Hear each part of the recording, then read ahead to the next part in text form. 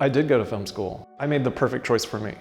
I was a little bit of a different student because I came to it later in life. So I was one of those guys who came out of college, I picked up a camera and started making little low-budget indie movies.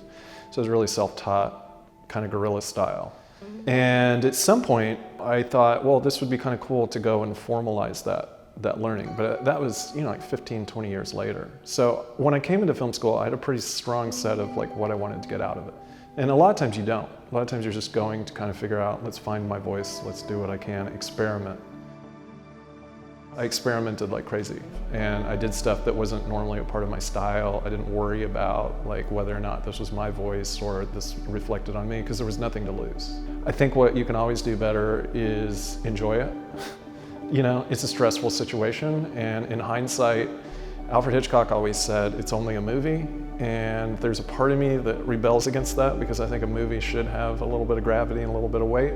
But at the same time, what you're doing here is fun, and it's storytelling, and it's part of a human need, a human tradition. There's a moment we get it, and it happens again, and I can't think of one particular time, but I know that feeling the minute you say it. You're on the monitor, and you see it, and the scene comes together, and there's a performance, and the camera, and all those stars align, and you're looking at it. That feeling is like nothing else. You can get that writing too, when that screenplay, after a lot of work, there's just something lines up in it and it has a life of its own.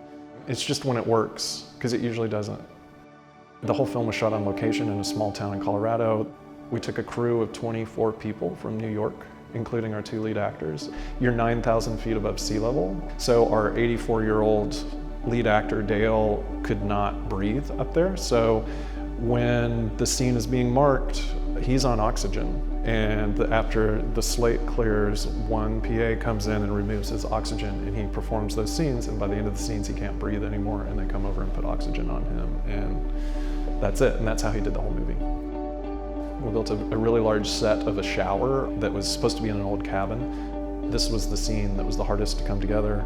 It's an elderly gay couple, and it's the beginning of the film, and they're showering together and washing each other. It's a very tender moment with water flowing and take after take after take. And we were able to shoot on long lenses, and that's where you get the softness of that scene, that real feeling of them being compressed and tight and together.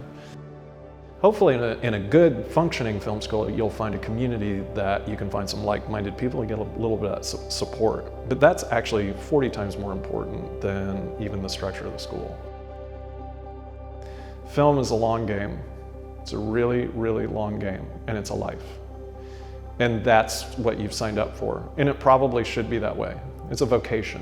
Whatever you think it's gonna take as far as your time and your commitment, it's just double that, add 400. It's so much more than you think it is. And each time you think you're getting close to the summit, you come up to this vista and you look down and go, oh my gosh, there's like 16 valleys between me and the summit that I still haven't figured out how to get through.